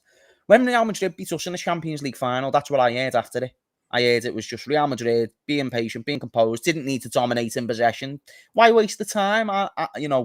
Ancelotti is always waiting for the moment. And look what happens. You know what I mean? Like, Real Madrid got the moment, they scored and they won the final. And Leverkusen literally won a treble doing this. What we're doing now, week in, week out, near enough. They weren't thrashing teams 5-0, 6-0. I said yesterday, this team reminds me a little bit of these 4 sides, right? Cool. Real Madrid 21-22. Yeah, I hear that. Leverkusen 23-24. Yeah. Liverpool 19-20, and I'll explain why in a sec, and a bit of 17-18 as well. Now, the last 2 sound a bit contradictory, because the 19-20 Liverpool team was actually quite organised, and the 17-18 team was more about chaos, weren't it? Mm-hmm. But I still see a lot of organisation in our chaos, which is why I've gave those 2 examples. And the reason why Real Madrid 21-22 and Leverkusen 23-24 was mentioned is because of the inevitability of our squad, not just because it's the crest or Anfield or the badge, or because if it was just all that, we'd have beat Real Madrid in the round of 16 a couple of years ago. We'd have beat Atalanta in the Europa League. Like, if it was just inevitability, we'd always do it. The difference now is the quality. that we can bring off the bench. Jamie, you've been saying it all season, my brother. What was that bench looking like yesterday? It looked fucking sick. It looked ill. It was unreal. You know what I mean? So that's why I think when I compare us to those sides, I'm reassured that it's the recipe to win. It might not be clean sheets every game, 5 goals every game, but it's going to be 3 It's the points. will to win. It's going to be green in the win column all the way. It's the will to win. I'll go back to the Arsenal game, our third game of the season, and that's a tricky game. And all the talk about that game was that Liverpool there for the beating. That was the talk of that game. Liverpool there for the beating. This is Arsenal's best chance to win at Anfield for 13 years. And, you know, that was a chat, not just by Arsenal fans, by the media, by the public. Even some Liverpool fans thought, yeah, this is going to be a bit fucking difficult. We ain't started well at all. But after that first half and into the second half, in the second half, we were the far more aggressive side in that game. And, you know, people say, oh, it was lucky goal from Szoboszlai from 30 yards out, the one that get the goal. But what people don't realise is, yeah, Liverpool got that because their attacking play got the free kick. This is the like things that people mistake. And you know, Liverpool scored a goal in that game and it was given offside. Now we put the ball back in the net twice. You know, like more than Arsenal got the ball in our box in the second half. And because our attempt was to attack, our attempt was to keep going and going and going. And we'll get a goal if it's from a set piece, it's from, you know, a free kick, a corner, or a good open play goal or something like that. Our intent is to win the game of football and keep going. I think what it is as well, we got a lot of a lot of footballers in our team that are winners, that have been there and seen it and done it. Yep. And they're giving encouragement to the players that maybe not have. And they're going, look, this is what we're going to do. You don't stop. We don't stop till that whistle blows. If it's a hard game and, you know, we're struggling out there, don't give up. Just keep going. Don't stop till that whistle blows and you'll get your rewards. And then when you've got people like Salah out there, Ekitike's, Isak's, Gakpo's, Wirtz's, McAllister's, Szoboszlai's, Gravenberch's, Virgil's, you're going to get something out of that game. You can bring a Chiesa off the bench, a Curtis Jones off the bench. You know, players that come on and have an impact and, you know, keep going. There's a lot of quality in our team, and I just feel like they're desperate as well. I feel like this team is desperate to succeed. They want to succeed. They've seen, you know, they're believing in everything the manager's telling them. They believe in the philosophy. They believe in the coaching. They're obviously loving their life at the moment, enjoying. But at the end of the day, they want to succeed, and they're showing that on the pitch. And these 90th minute goals, they're not luck. They're not luck at all. It's the quality on the pitch and the mindset and the mentality of these players, I think, are higher than everyone else in this country right now. Yeah, definitely. And I also think the timing of our transitions, and I'm not talking about our current transition, I'm talking about our transition in 2 years' time, the inevitable day where we see the expiries or potential extensions of Salah and Virgil, even Alisson as well, by the way. So when that time comes, there's going to be a turning point because I expect at least 2 of those 3 to be no longer Liverpool players beyond 2027 or 2020. Yeah, 2027. That's right, isn't it? Yeah. That's right. I doubted myself like 5 times there in my head. When that comes, you're going to have Wirtz with 2 years of experience in the Liverpool shirt. You're going to have Isak with 2 years of experience. You know, Kirkes will be 2 years older. Frimpong will be heavily in his prime, like either at the beginning or like well into his prime. So the point is that we've got such. Slot mentioned this. The age group is fantastic, and by the time those players do go, there will be players there ready to take the mantle if they're not ready or at this moment. Do you know what I mean? Well, so that's why Slot said these players are not here for 4 weeks; they're here for 6 years. Thank you. Yeah. There's more to what we're seeing right now, and do you know what? If there is a time to see Wirtz struggling, it's now. You know, if it's time to see Isak struggle, it's now. And I know it's not what we want. We want the goals straight away, and we want an Isak golden boot in his first season. Of course we do. It might not happen, and if it doesn't, it's not the end of the world because it can happen next year. And one thing I've learned from the likes of Mo Salah and Virgil van Dijk, don't write off a Liverpool player at all because it's the same thing about hate watching Liverpool. I wouldn't wish it on my worst enemy because it's going to go bad for you. Do you know what I mean? Them players will absolutely bang, and it's going to be terrifying for the league. for a long, long time. And if those players do inevitably go one day to Real Madrid or whoever, I don't think so, because I think we'll become the Real Madrid of footy. But if they do, we'll replace them with another very good player. And that's just the way that Liverpool seems to be operating at, is one out, one in. Well, that's what Liverpool try and do as well. They're trying to Liverpool's the destination now, not the stepping stone. No. We have been stepping stone. I can admit that we have been stepping stone for bigger clubs, and Real Madrid's always got to be like there. That was our natural progression up the food chain, though. We couldn't keep a Torres, we couldn't keep a Suarez. You know. Now look, Virgil don't want to go anywhere. Salah don't go anywhere. We got Wirtz out of Germany. Yeah, you know, Isak wanted desperately to leave Newcastle to come to Liverpool. Ian Kirkhead's out of Bournemouth, who's going to be an exceptional player. Leone decided to leave his homeland. Leone leaving Italy, and Italians were pissed at it. People don't realise this, man. They were pissed at it because they see him as the next big thing. And they're not used to seeing that, are they? A top talent leaving for an English team.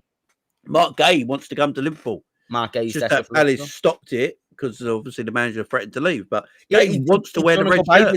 He's done a goodbye video. Wants to wear the red shirt. So Liverpool are becoming the destination place where people want to play their football.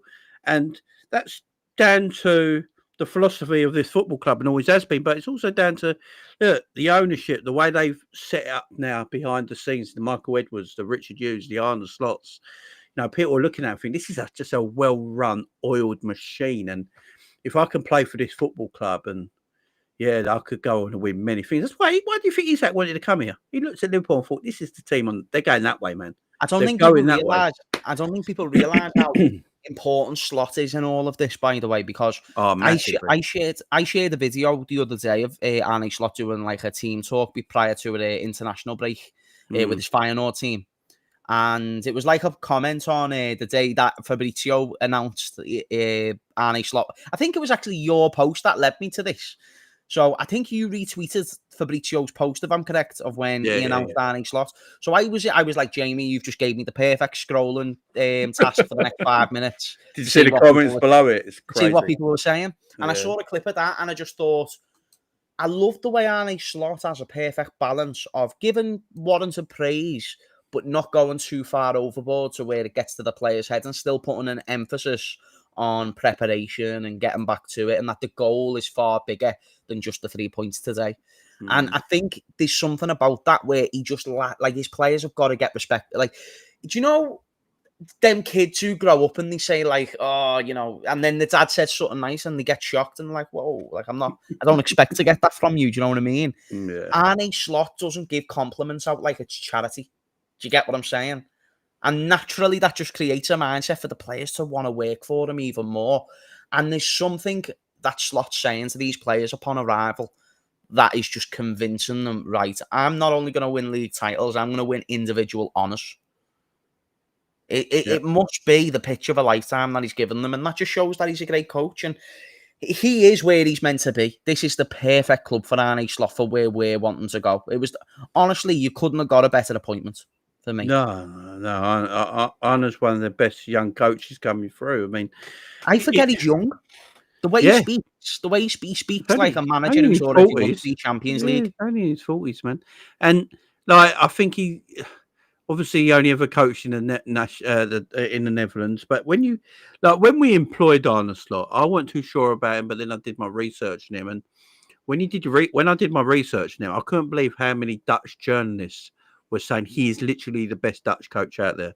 You know, people talk about Ten Hag because they're comparing him to Ten Hag just basically because they're both bald and Dutch. From the Dutch side, that was like really poor analysis from like the British fans. They were basically saying he shits all over Ten Hag as a coach. He shits all over Ten Hag as a coach. Yeah. He was the highest paid Dutch coach of all time when he was at Feyenoord.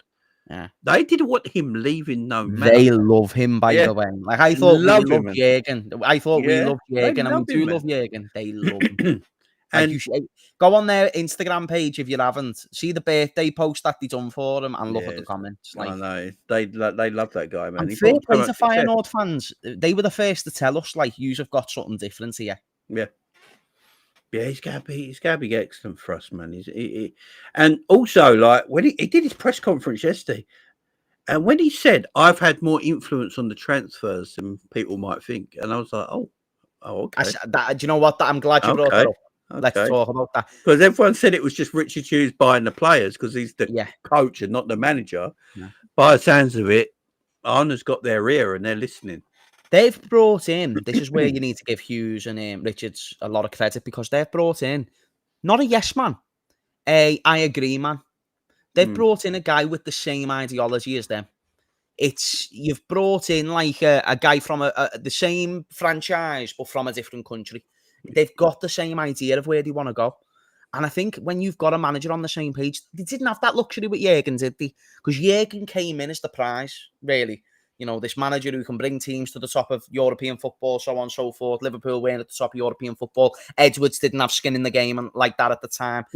Now you've got Edwards with skin in the game, Hughes with skin in the game, Slot with now he's got skin in the game upon his appointment. And now you've got all three of them together singing off the exact same hymn sheet. And they all just want to win as many trophies as possible. And what also really interested me was the first article Paul Joyce posted after the transfer window. There was a hint at the bottom of it. I always read the final few paragraphs of a Joyce article to get any juicy little facts. And it hinted at about like a contract extension for all three, because they've all got 2 years left.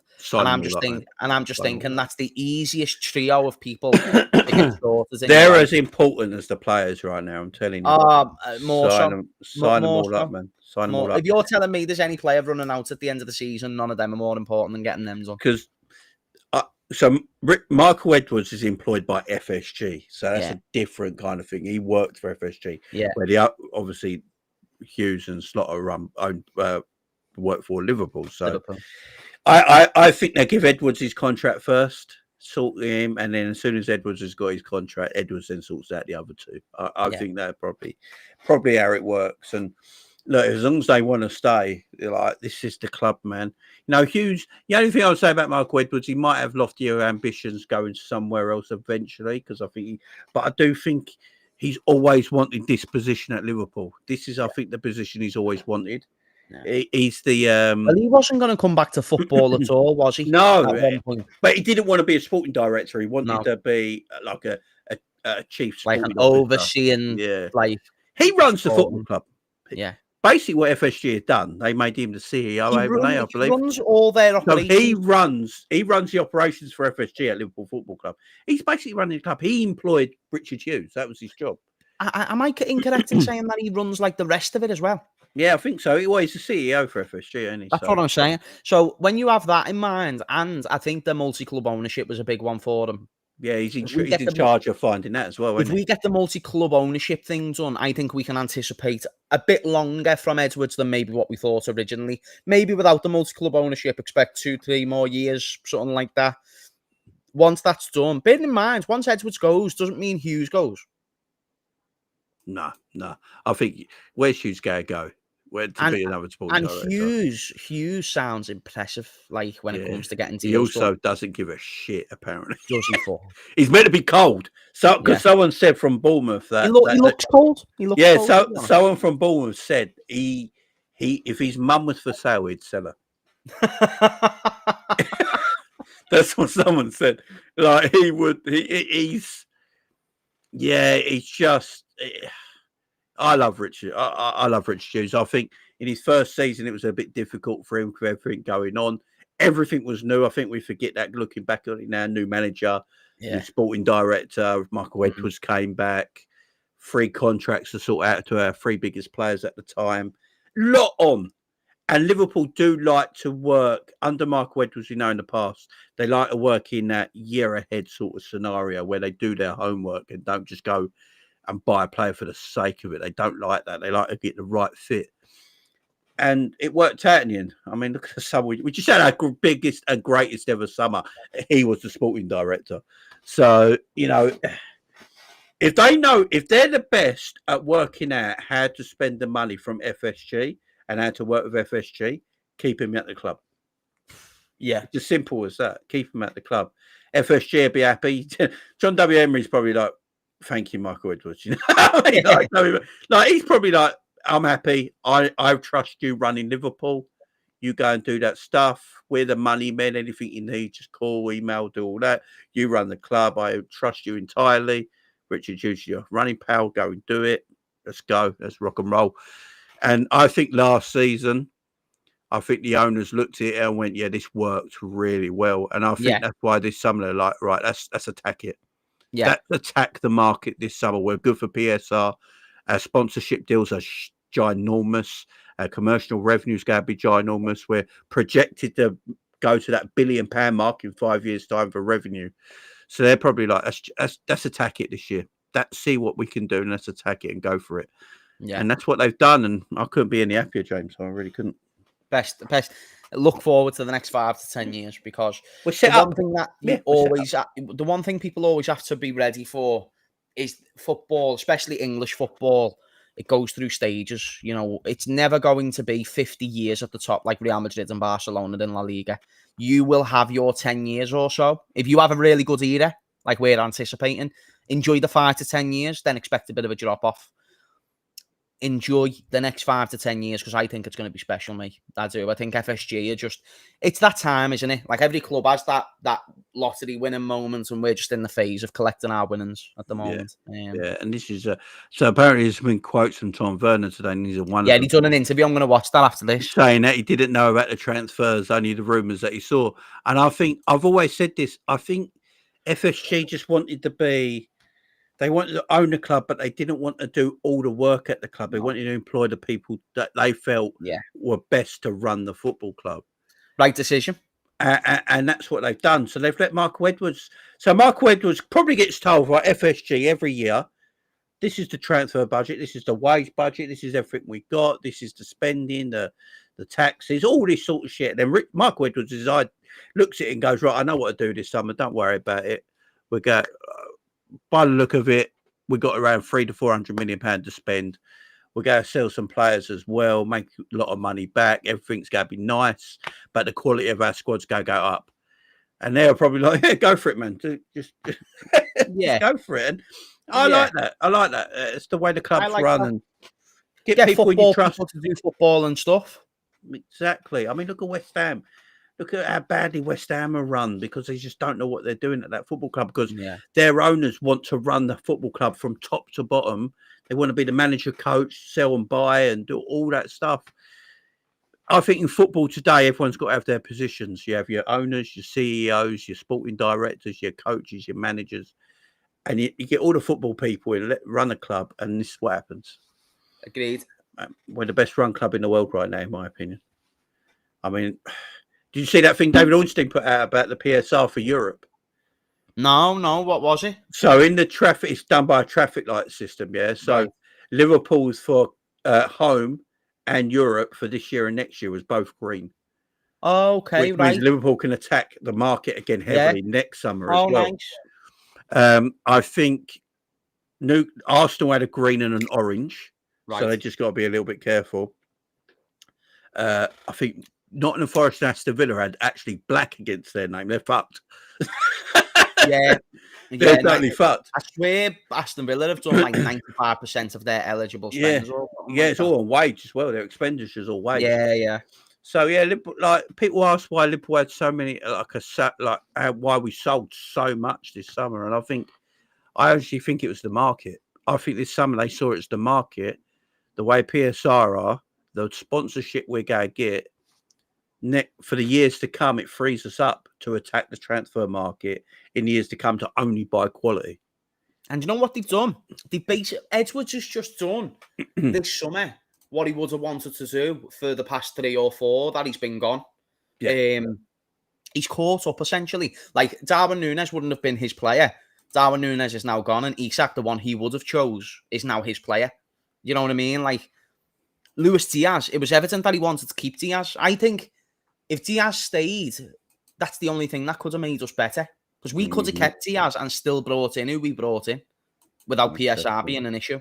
However, he wanted to leave. He was pretty much forcing a move out the club. So we sold him for a great fee. Where did he go? City the year before that? People forget that. No, exactly. People forget. Like I remember, and it was a bit weird because obviously the whole situation with his father getting kidnapped. About 1 month after that, his dad done an interview talking about Barcelona, and I just thought, like, Do you just not get it? Like we've just, you know what I mean? Like, not that we had anything to do with getting you back or not, and I'm happy you're back. Like, you can still want Barcelona, and I still wouldn't want anything bad to happen, but we need the room, like, you know what I mean? It was a bit weird, wasn't it? It was a bit. It was weird, lads. It was weird. And I think he thought, right, I'm free again. Now we need the big Barcelona money. Like, that's what he was thinking. A lot of South Americans, though, to be fair to them, they probably grew up watching Barcelona and Real Madrid. They don't think the way that we do. This is why, like, I don't have any problem with Diaz. It's why I don't have a problem with Konate talking to Madrid. He's never claimed to be Liverpool through and through, nor was he brought up that way. So stop expecting them to think the way you do. And he's a young lad, ain't he? He's still young. He's 25. I think with Virgil and Mo, we look at them because I think they've just completely and utterly fallen in love with everything Liverpool. Yeah. You know, Virgil said it was only ever Liverpool. You know, like Virgil and Mo keep saying, I just think they're just utterly and truly in love with the football club, the people, the city, everything about Liverpool. And they don't see themselves in where they are in their career now, benefiting them going anywhere else. Because to them, I honestly believe Virgil and Salah see everything as a knockdown instead of a knock up if they left Liverpool. And I think that's how they feel. I think they just love the fans. They love the city. They love the club. And they probably feel like, they could go to Madrid. Like Virgil could, let's face it, Virgil could walk into Madrid centre-back position tomorrow if he wanted to. And he probably looked at it and thought, it's Real Madrid, but I'm not going to feel the love like I do at Liverpool. You know, I'm not going to feel the passion like I do at Liverpool. And I think that's why a lot of the fan base really, like, they look at them too, not being Scousers, not from Liverpool or anything like that, you know, from Egypt and the Netherlands, but their love for the football club is massive. And I think that's why we're very, very close to them and why we really like them. Big up Mike That's in the chat. Hope you're doing well, son.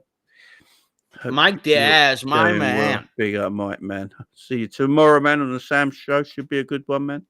Before we finish up, Everton Saturday lunchtime, James. Are you going to the game? Are you able to get tickets for it or anything? No. I'll be in work for that game. Are you working? Nightmare. Find a quite cool somewhere. Find a quite cool. If it's quiet, then I'll be able to get it on the screen.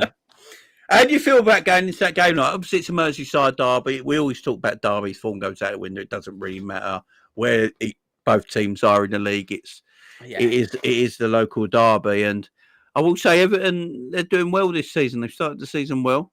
David Moyes is a very good coach. I never understood why West Ham fans hated him. Never got it. He's going to have Everton ready for this game, ain't he? I think it's going to be a tough test Saturday afternoon. I feel like you just summarised it. All logic goes out the window when it comes to a derby. Our quality is great, far superior to theirs, but it doesn't matter because when James Tarkowski, starts fighting and they start fighting and the crowd starts going, any normal tactical game disappears. So we just need to be... The reason why I'm confident, I weren't as confident before the Atletico game. The reason why I'm when I say not as confident, I thought we could have drew this one. Now, I think we do well at fighting, basically.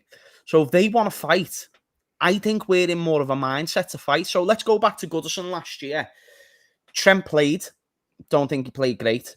Don't feel like he showed a lot of fight in that game. Not that he was a big problem, but I just think Frimpong, in those same circumstances, he'd get up for it. Do you know what I mean? Like, he'd be like, right, I'm going to get into you as well. Kirkes or Robertson, whoever you want to play, they'll fight. Konate and Virgil will want to do everything they can to stop their attack because they struggled last time, especially against Beto. If Beto plays, that's an advantage for Everton. I've said it always, the styles make fights. The way they pocket Gyökeres and Haaland is the way that Beto finds a way to just do something against them to every time he plays against them without being a great world-class striker. Virgil's always said this about Giroud. Just never understood it, but he always finds a way to score against them. Do you know what I mean? So that matters for me as well. Now, when I look at their wingers, Ndiaye, who played really well until his injury against us, and then now Grealish, who in the past has caused us big issues. I just think with Sobo and Frimpong covering the right side, I hope it's Gravenberch and Robbo covering the left. I hope there's no surprises there. I think we'll be fine. And I think if they want to fight, we're going to be able to fight with them. If they want a low-tempo game, we'll be able to do that. And if they want to go low block, at your pedal. Because the person who's probably going to do the best in the low block against us is the first team to do it, which was Burnley. If you want to go all-out defensive for the third time in a row out of our last 3 opponents, we'll probably unlock you this time. Because it's not just 90 minutes against the low block, it's now 120 like 220 odd minutes, 230 odd minutes of playing against low blocks. We're going to break you down. So I'm confident, but it's going to be a close game either way. I'm thinking more 2-1, I think. Oh yeah, I agree. It's definitely going to be a close one. Yeah. And they've got some good players now. They've got some good, got Grealish playing well in that number 10 position centrally. They got that winger, I can't remember his name off, but he started out quite well. Yeah. Moyes has got a good structure to the team, like he had before when he was Everton manager. David Moyes has never won at Anfield. That is one thing we must say. I'm looking forward to it because this is going to be a proper game. Does Isak start again? Yes. I am the feeling I think he does. I feel like Slot sees Isak as much as Ekitike is a baller and I love him. I think Slot just sees Isak as his main striker. And he wants him to play as much as possible, as quickly as possible. And I think he'd be encouraged by the signs he saw against Atletico Madrid, especially with him and Wirtz link up. Does Cody keep his place, though? No, but is it the only issue with him is Ekitike. Yeah, no, for me, he does.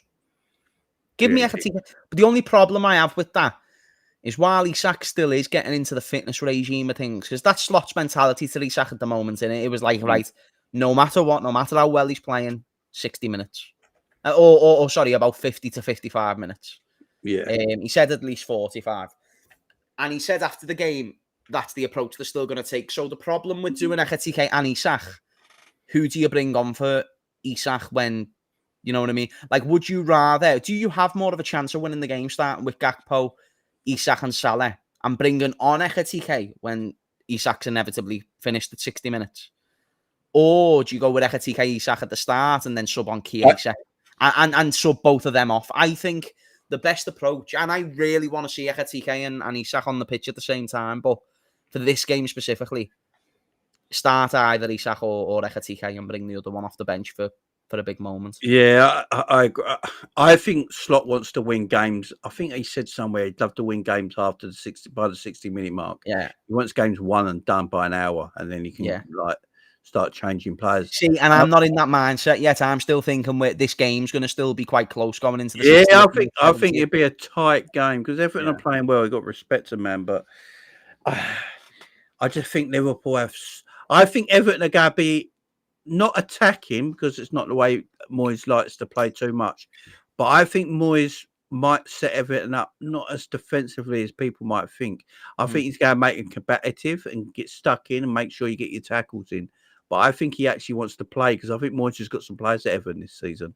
Yeah. And I think he'll want them to go out and play. You don't really want Grealish defending deeply and stuff like that. You want him to go out and play. So I actually think Everton will come and play at Anfield. I think they'll give it a go, and I think they'll be competitive. I think they get stuck in with their challenges and stuff, but I think it's going to be a tight, close game, man. I ain't going for the win 2-1. I think it's an important game because if Liverpool win this, obviously on Sunday, Man City play Arsenal, and they're our 2 title rivals. If they take points off each other and Liverpool win 5 out of 5, nice little gap very early on in the season, man. And the weird thing is, if Man City beat Arsenal and we beat Everton, we are 6 points clear of Man City and Arsenal this early on. Yeah. Which, it might sound mad after 5 games, but because how good Liverpool are and how good the other 2 are, that's a big gap very early on. Huge. It's a huge gap. So it's an important game for the 12:30 kickoff, man.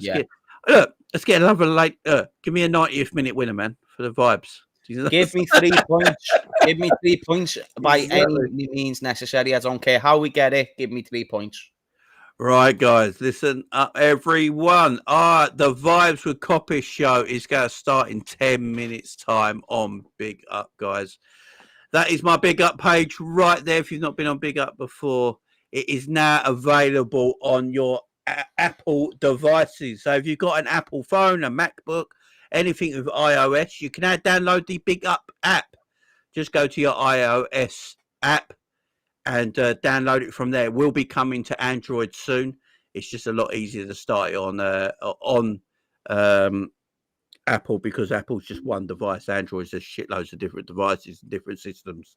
So yeah, there is an app now on all your Apple devices, guys. So yeah, make sure you go and get on that.